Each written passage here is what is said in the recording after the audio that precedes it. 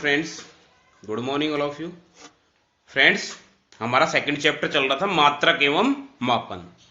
उसमें आज का हमारा जो नेक्स्ट टॉपिक है वह है त्रुटि या एरर्स। त्रुटि किसे कहते हैं? सबसे इंपॉर्टेंट चीज कि त्रुटि है क्या।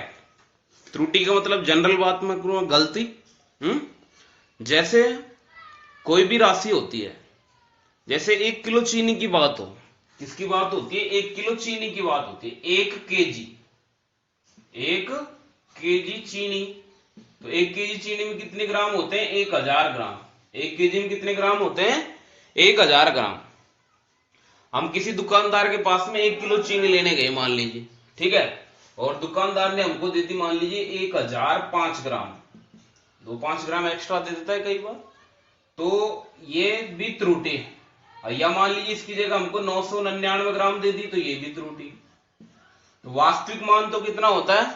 1000 ग्राम 1 केजी में, लेकिन उसके द्वारा मापा गया मान कितना है? 1005 ग्राम या 999 ग्राम। तो ये जो वास्तविक मान है 1000 और मापा गया मान है 999, 1005, इनके अंतर को क्या कहते हैं? हम त्रुटि। क्या कहते हैं? त्रुटि। तो त्रुटि की डेफिनेशन क्या हो जाएगी? किसी भी भौतिक राशि के वास्तविक मान तथा मापे गए मान के अंतर को ही क्या कहते हैं? त्रुटि कहते हैं।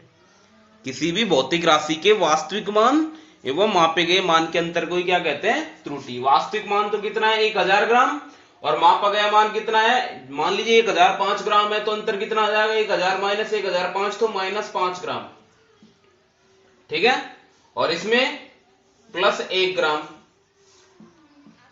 तो 5 ग्राम त्रुटि आ रही है और 1 ग्राम त्रुटि आ रही है। दोनों ही त्रुटियां हैं, तो त्रुटि का मान धनात्मक भी हो सकता है, ऋणात्मक भी हो सकता है। ये चीज का ध्यान रखें, ठीक है।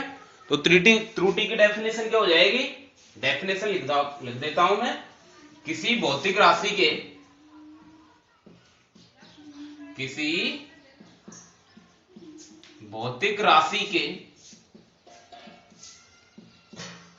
वास्तविक मान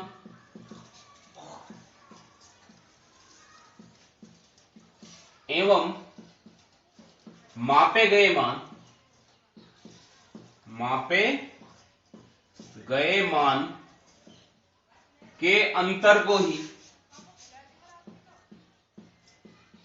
के अंतर को ही क्या कहते हैं? त्रुटि कहते हैं। किसी भौतिक राशि के वास्तविक मान एवं मापे गए मान के अंतर को ही क्या कहते हैं? त्रुटि। और त्रुटि का मान धनात्मक भी हो सकता है और ऋणात्मक भी हो सकता है। अंडरस्टैंड? अब त्रुटि कितने प्रकार की होती है? त्रुटि निम्न 3 प्रकार की होती है। 3 प्रकार की होती है, ठीक है। नंबर 1, क्रमबद्ध त्रुटि।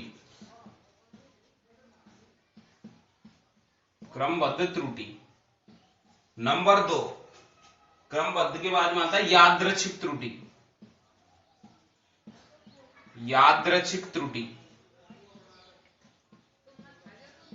नंबर 3, स्थूल त्रुटि।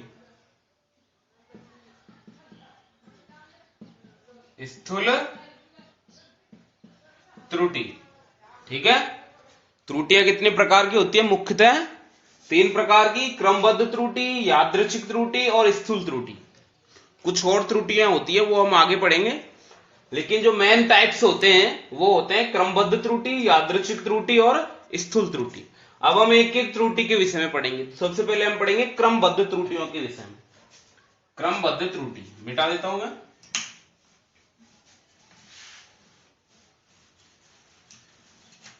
क्रमबद्ध त्रुटि नंबर 1,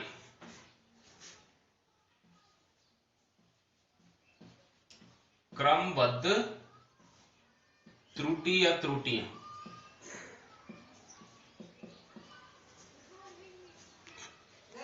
अब देखो, क्रमबद्ध त्रुटि किसे कहते हैं? वे त्रुटियां, कौन सी त्रुटियां? वे त्रुटियां जिनका कारण हमें ज्ञात होता है। वे त्रुटियां जिनका कारण हमें ज्ञात होता है तथा जिनके मान में कमी लाई जा सकती है, कौन सी त्रुटि कहलाती है? क्रमबद्ध त्रुटियां कहलाती है। वे त्रुटियां, डेफिनेशन लिख देता हूं मैं, वे त्रुटियां जिनका कारण हमें ज्ञात होता है तथा जिनके मान में कमी लाई जा सकती है, तथा जिनके मान में क्या लाई जा सकती है, कमी लाई जा सकती है।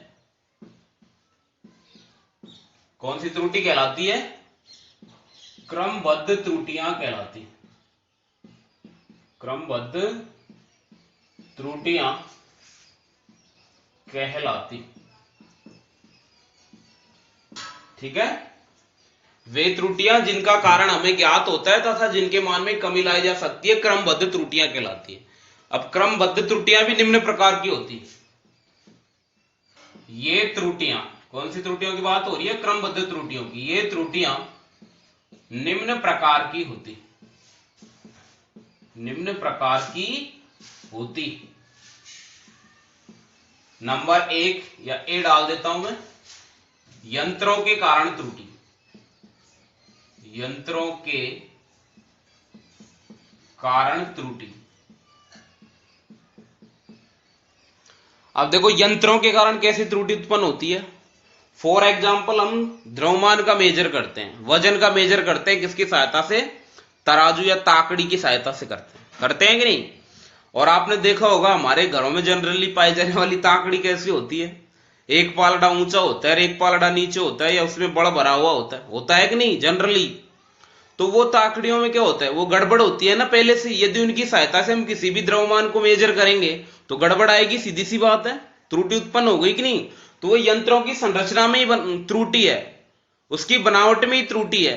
तो ऐसी त्रुटि को हम कहते हैं यंत्रों के कारण त्रुटि। जैसे हम घड़ी हैं, हमारी घड़ी होती है, घड़ी में कई बार सेल डिस हो जाते हैं, सेल डिस हो जाने पर क्या होता है? वो सेकंड वाली सुई होती है, टिक टिक करती रहती है, लेकिन आगे नहीं बढ़ती है, गलत टाइम बताने लग जाती है कि नहीं? तो वो यंत्रों की संरचना में या यंत्रों की बनावट में त्रुटि होती है। और यंत्रों की संरचना या बनावट में कमी के कारण होने वाली त्रुटि को कौन सी त्रुटि कहते हैं हम? यंत्रों के कारण त्रुटि। कौन सी त्रुटि कहते हैं? यंत्रों के कारण त्रुटि। तो डेफिनेशन क्या हो जाएगी? वे त्रुटियां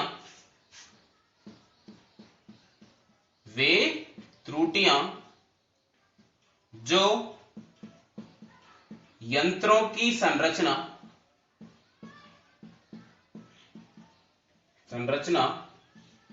एवं बनावट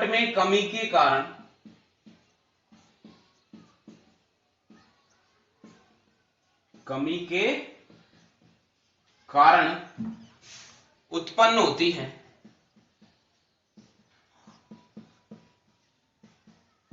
कौन सी त्रुटि कहलाती है? यंत्रों के कारण त्रुटि कहलाती है। यंत्रों के कारण त्रुटि कहलाती,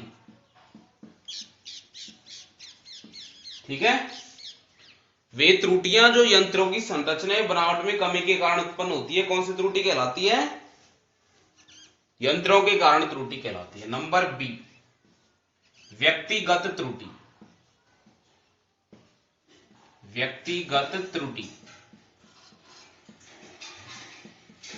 अब देखो व्यक्तिगत त्रुटि किससे कहते हैं? जैसा कि नाम से स्पष्ट है, व्यक्तिगत का मतलब होता है कोई व्यक्ति जो त्रुटि करता है। मान लीजिए कोई भी हम मेजर कर रहे हैं, जैसे टाइम ही मेजर कर रहे हैं, घड़ी की बात ले लीजिए।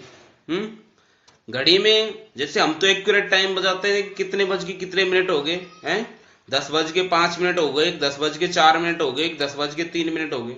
जैसे कोई बड़ा बुजुर्ग आदमी होता है, वह एक्यूरेट टाइम नहीं बताता, वो कहता है कि भाई 10:15 बज गए, 10:30 बज गए, 11:15 बज गए, 11:15 बज गए, ऐसे बताते हैं वो टाइम। तो हम जो टाइम बताते हैं वो एक्यूरेट मिनटों में बताते हैं ना। जैसे भाई 10:10 होगी तो एक्यूरेट टाइम हो गया। या उसको कई बार लोग बोलते थे भाई 10:15 बज गए, तो 10:15 अभी 5 मिनट बाकी है ना 10:15 में। तो ये व्यक्ति के अनुभव में कमी के कारण उत्पन्न होती है। ऐसी त्रुटियों को हम कौन सी त्रुटि कहते हैं? व्यक्तिगत त्रुटि, जो व्यक्ति खुद उत्पन्न करता है, सिंपल सी बात मैं कहूं, जो व्यक्ति खुद उत्पन्न करता है उनको कौन सी त्रुटि कहेंगे हम? व्यक्तिगत त्रुटि। तो डेफिनेशन क्या हो जाएगी? वे त्रुटियां जो व्यक्ति के अनुभव में कमी के कारण उत्पन्न होती हैं। वे त्रुटियां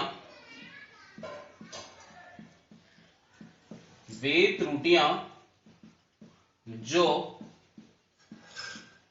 व्यक्ति के अनुभव में कमी के कारण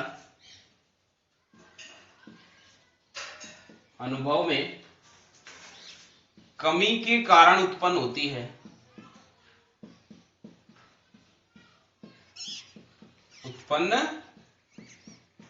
है, कौन सी त्रुटि कहलाएंगी? व्यक्तिगत त्रुटि कहलाती है। व्यक्तिगत त्रुटि कहलाती है। ठीक है, ये हो गई आपकी व्यक्तिगत त्रुटि। इसके बाद में आता है नंबर सी। ये हम कौन सी त्रुटियों के प्रकार पढ़ रहे हैं? क्रमबद्ध त्रुटियों के। नंबर सी आता है आपके अपूर्णता त्रुटि। अपूर्णता त्रुटि। अब देखो, अपूर्णता त्रुटि कौन सी त्रुटि होती है? ये वे त्रुटियां होती है जिनका कारण हमें ज्ञात होते हुए भी इनको हम दूर नहीं कर सकते।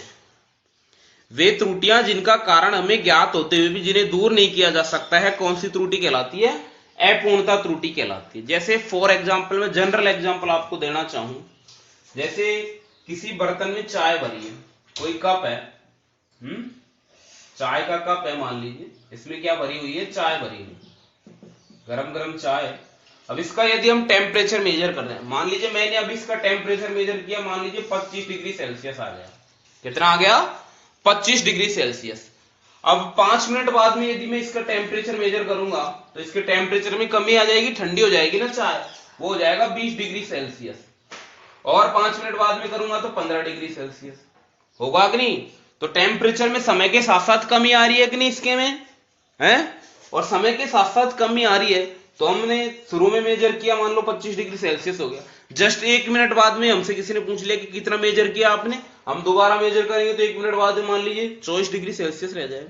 तो कमी आई ना, त्रुटि आई। पहले 25 आ रहा था, अब 24 आ गया। फिर मान लीजिए 1 मिनट बाद में और मेजर करते हैं, फिर 23 आ जाएगा। तो हम तो सही मेजर कर रहे हैं, लेकिन उसमें क्या हो रहा है? उष्मा की हानि हो रही है। उष्मा की क्या हो रही है? हानि। उष्मा कम होते जा रही है अपने आप, और हमको पता है क्योंकि ये ठंडी होती जा रही है, इस वजह से इसमें गलती आ रही है हमारी रीडिंग में, लेकिन हम उसको दूर नहीं कर सकते हैं। ठंडी होगी तो होगी, हम उसको रोक नहीं सकते हैं।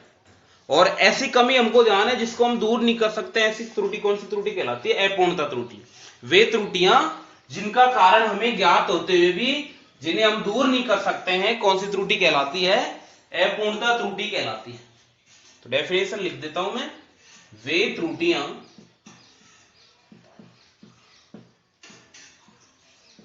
जिनका कारण ज्ञात होते हुए भी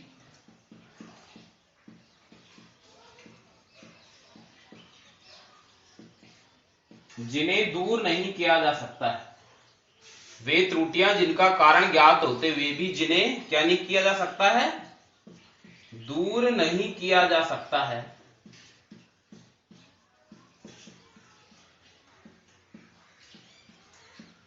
कौन सी त्रुटि कहलाती है?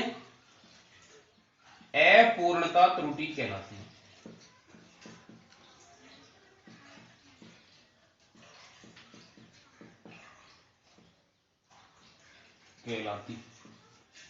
ठीक है, ये हो गए त्रुटियों के 3 प्रकार, ए बी सी। इसके बाद हम पढ़ेंगे त्रुटियों का चौथा प्रकार डी, वो है बाह्य कारकों के कारण त्रुटि। बाह्य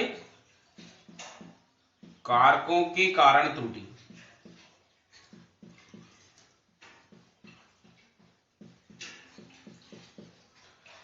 अब देखो, बाह्य कारकों के कारण त्रुटि कैसे उत्पन्न होती है? बाह्य कारक कोई भी हो और बाह्य कारकों में परिवर्तन के कारण यदि त्रुटि उत्पन्न होती है, जैसे बाह्य कारक का मतलब होता है जैसे ताप है, दाब है, आर्द्रता है, वायु का वेग है। ठीक है, ताप, दाब, आर्द्रता, वायु का वेग, इन कारणों से यदि कहीं त्रुटि उत्पन्न हो रही है किसी भी उपकरण की सहायता से, यदि हम किसी भी राशि, भौतिक राशि का मेजर कर रहे हैं और इनके कारण किसी में कमी आ रही है या गिरावट आ रही है या गड़बड़ आ रही है, तो इसे हम क्या कहेंगे, क्या कहेंगे, इसे बाह्य कारकों के कारण त्रुटि कहेंगे। कौन सी त्रुटि कहेंगे हम, बाह्य कारकों के कारण त्रुटि कहेंगे। जैसे हम दिन का टेम्परेचर मेजर कर रहे हैं, मान लीजिए दिन का टेम्परेचर मेजर कर रहे हैं और दिन का टेम्परेचर मेजर करते ही हमने मान लीजिए 25 डिग्री सेल्सियस दिन का टेम्परेचर मेजर किया, अकस्मात बादल हो जाते हैं, बादल होने के बाद मौसम ठंडा हो जाता है, मौसम ठंडा हो जाएगा तो टेम्परेचर डाउन हो जाएगा,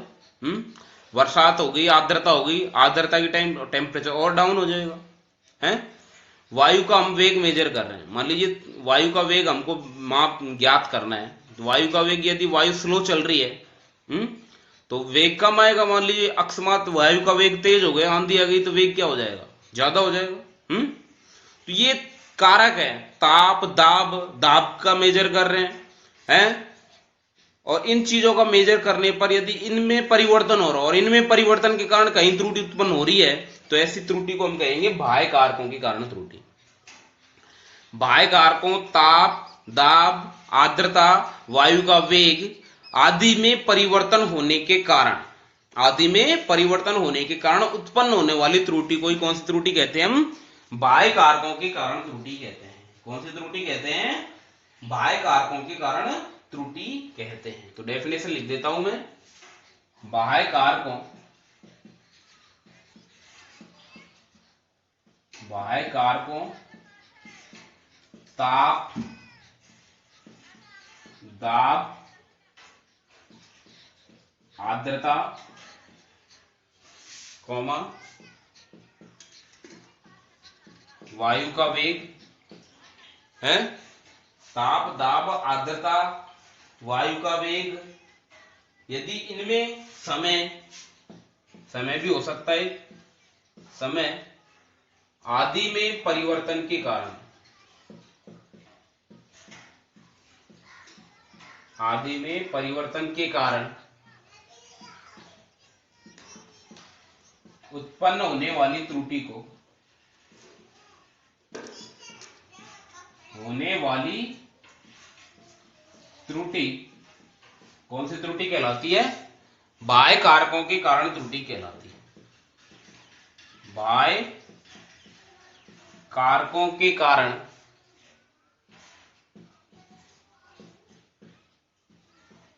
त्रुटि कहलाती है।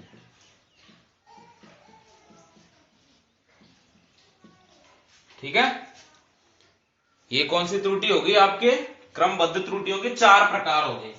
इसके बाद में आता है नियत त्रुटि। कौन सी त्रुटि, नियत त्रुटि।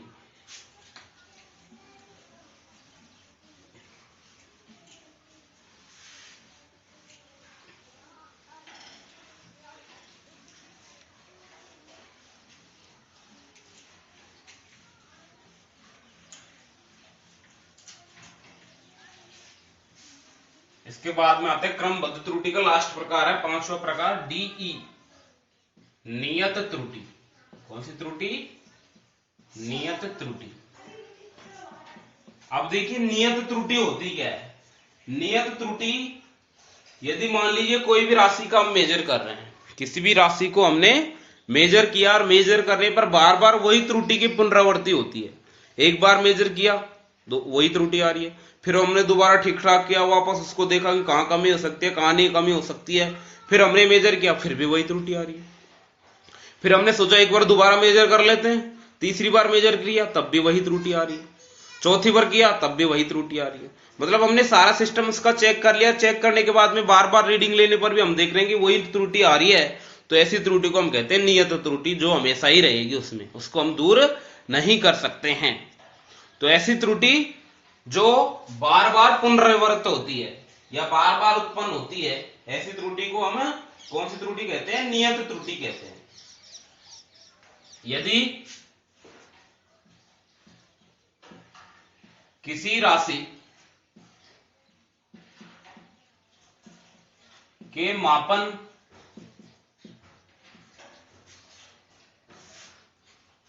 में सभी प्रेक्षणों में, बार बार यदि हम प्रेक्षण लेते हैं, सभी प्रेक्षणों में किसी त्रुटि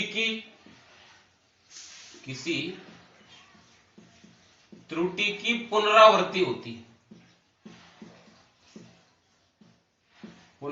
होती है तो ऐसी त्रुटि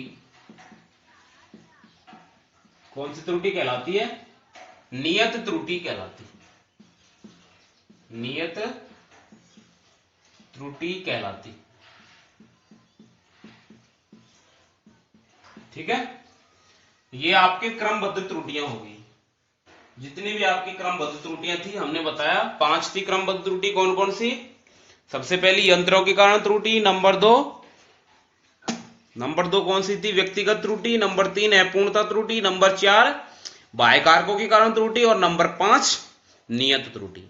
ये होगी हमारे क्रमबद्ध त्रुटियां। कौन सी त्रुटियां होगी? क्रमबद्ध त्रुटियां। अब हम पढ़ेंगे नंबर 2 यादृच्छिक त्रुटि। नंबर 2 कौन सी त्रुटि? यादृच्छिक त्रुटि। यादृच्छिक त्रुटि या त्रुटियां। ठीक है, अब देखो यादृच्छिक त्रुटि क्या होती है? यादृच्छिक त्रुटि होती है वे त्रुटियां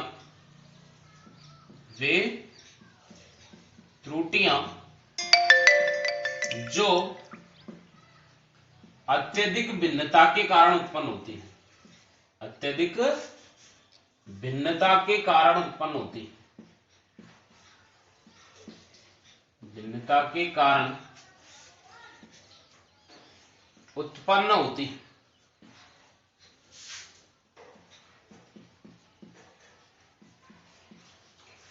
यादृच्छिक त्रुटि कहलाती है। कौन सी त्रुटि?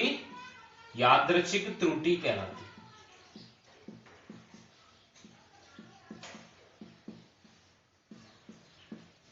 जैसे अभी हमने नियत त्रुटि पढ़ा। यदि बार बार एक ही प्रकार की त्रुटि आ रही है तो वो तो नियत त्रुटि होगी, और ये अत्यधिक भिन्नता के कारण उत्पन्न होती है। जैसे किसी राशि को मेजर कर रहे हैं, एक बार मान आ गया मान लीजिए 15.1, दूसरी बार आ गया 15.2, एक बार आ गया 15.3, एक बार आ गया 14.9 है। ऐसे समथिंग मान अलग अलग आ रहे हैं हर बार, अत्यधिक भिन्नता होगी सब में। तो ऐसी भिन्नता के कारण यदि कोई त्रुटि उत्पन्न होती है तो उसको हम बोलते हैं यादृच्छिक त्रुटि। कौन सी त्रुटि बोलते हैं? यादृच्छिक त्रुटि। अब इस प्रकार की त्रुटि को कैसे दूर किया जाता है? जो भी हमारे मान आए हैं, प्रेक्षण आए हैं, उन सबका अंकगणितीय माध्य निकाल के शुद्धतम मान प्राप्त करते हैं। इस प्रकार की त्रुटियों को दूर करने के लिए सभी प्रेक्षणों के अंकगणितीय माध्य, सभी प्रेक्षणों का क्या निकालते हैं? अंकगणितीय माध्य। इस प्रकार की त्रुटि को कम करने के लिए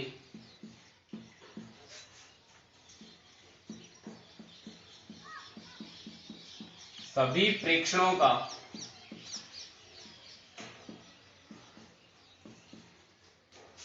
अंकगणितीय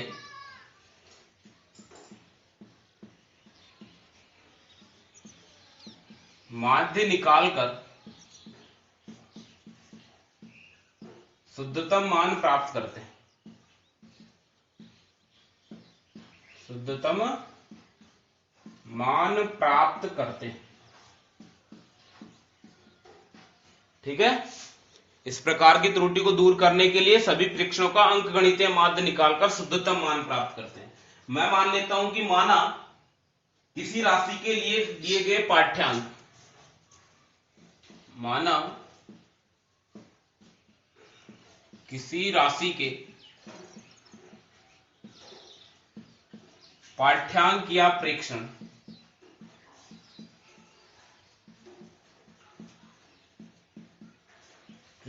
क्रम से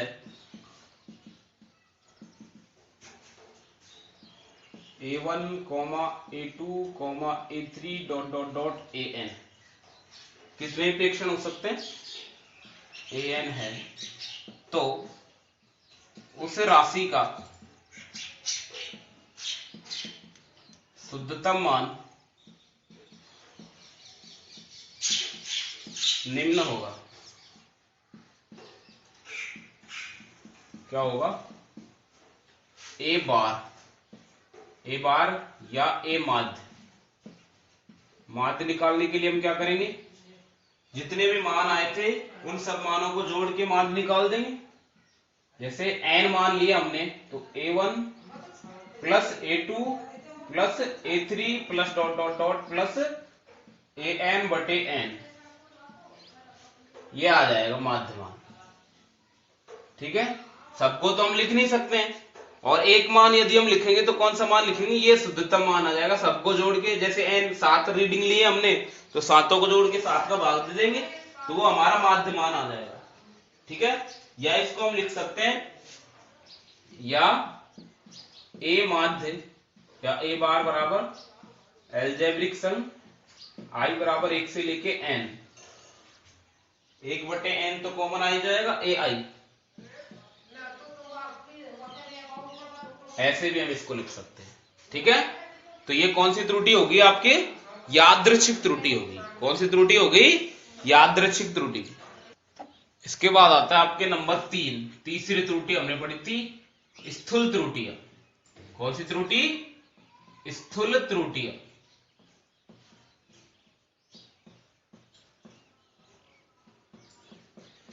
आप देखो स्थूल त्रुटि किसे कहते हैं। इससे पहले हमने एक और त्रुटि पढ़ी थी, व्यक्तिगत त्रुटि। व्यक्तिगत त्रुटि और स्थूल त्रुटि में थोड़ा सा डिफरेंस है। देखो, स्थूल त्रुटि तो होती है व्यक्ति यदि असावधानी पूर्वक कार्य करता है। कैसे कार्य करता है? असावधानी पूर्वक। तो असावधानी के कारण होने वाली त्रुटि होती है स्थूल त्रुटि। और जो व्यक्ति के अनुभव में कमी के कारण होती है, वो जानता ही नहीं है और वो मेजर कर रहा है, तो वो तो त्रुटि करेगा ही। और जो व्यक्ति जल्दबाजी में करता है कार्य, पता तो है उसको कैसे करना है, सब पता है, लेकिन वो जल्दबाजी में कार्य करता है, तो वो खुद की गलती के कारण, खुद की असावधानी के कारण यदि कोई त्रुटि उत्पन्न होती है, तो ऐसी त्रुटि को हम कौन सी त्रुटि कहते हैं? स्थूल त्रुटि। कौन सी त्रुटि? स्थूल त्रुटि। तो वे त्रुटियां जो व्यक्ति की असावधानी के कारण उत्पन्न होती है, कौन सी त्रुटि कहलाती है? कौन सी? स्थूल त्रुटि। तो लिख देता हूं मैं डेफिनेशन, वे त्रुटियां जो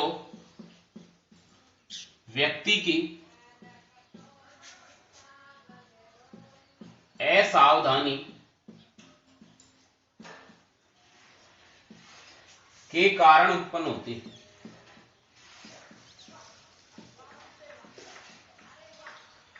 उत्पन्न होती है स्थूल त्रुटियां कहलाती।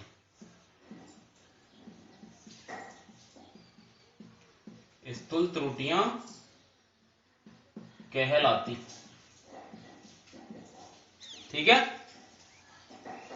अब जैसे असावधानी के कारण कैसे उत्पन्न होती है? मान लीजिए कोई व्यक्ति यंत्रों को बिना समायोजित करे पाठ्यांक लेता है।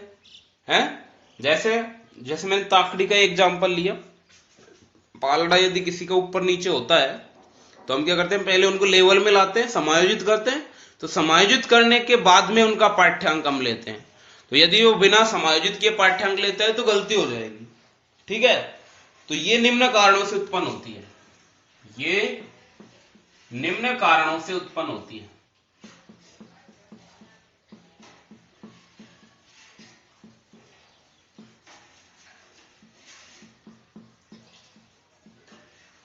ठीक है, नंबर 1,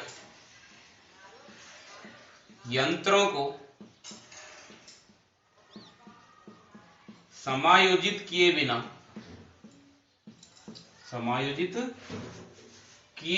पाठ्यांक लेना।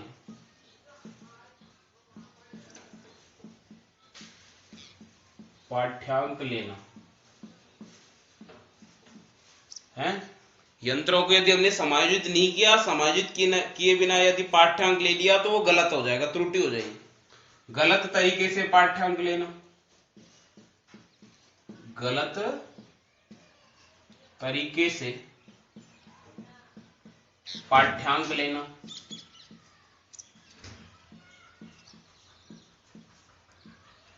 जैसे हम स्केल से कोई भी माप मापते हैं, आपसे कह दिया जाए कि 5 सेंटीमीटर की कोई लाइन खींचिए स्केल की सहायता से, तो स्केल में देखो जहां से वो लाइन शुरू होती है वो 1 सेंटीमीटर यहां से ऐसे लिखा हुआ होता है, और 1 सेंटीमीटर के बीच में 10 खाने होते हैं कि नहीं, 10 लाइनें होती है।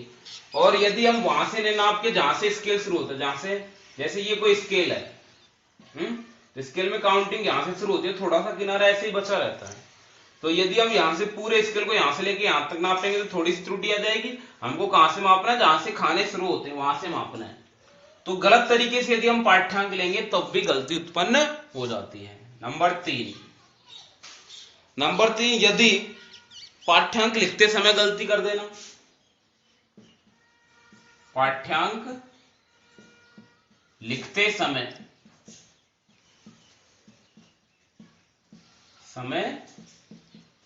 गलती कर देना, ठीक है। आपको कोई लाइन दे रखी है और आपसे कहा गया कि इस लाइन को मेजर करके लिखिए कि ये कितने सेंटीमीटर लंबी है, आप मापने लग गए, आपने माप ली, वो लाइन आ गई 4.2 सेंटीमीटर की। कितने की आ गई? 4.2 सेंटीमीटर की आ गई।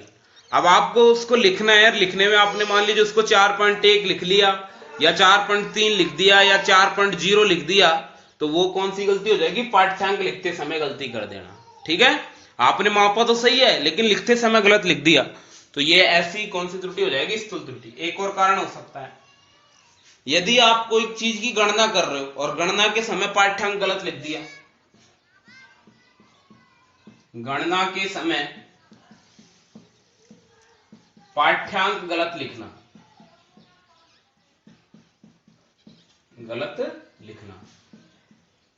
किसी भी चीज की गणना कर रहे हो और गणना करते समय यदि आपने पाठ्यांक गलत लिख दिया तब भी कौन सी त्रुटि उत्पन्न हो जाएगी? स्थूल त्रुटि। तो ये स्थूल त्रुटियां उत्पन्न होने के 4 कारण हो सकते हैं।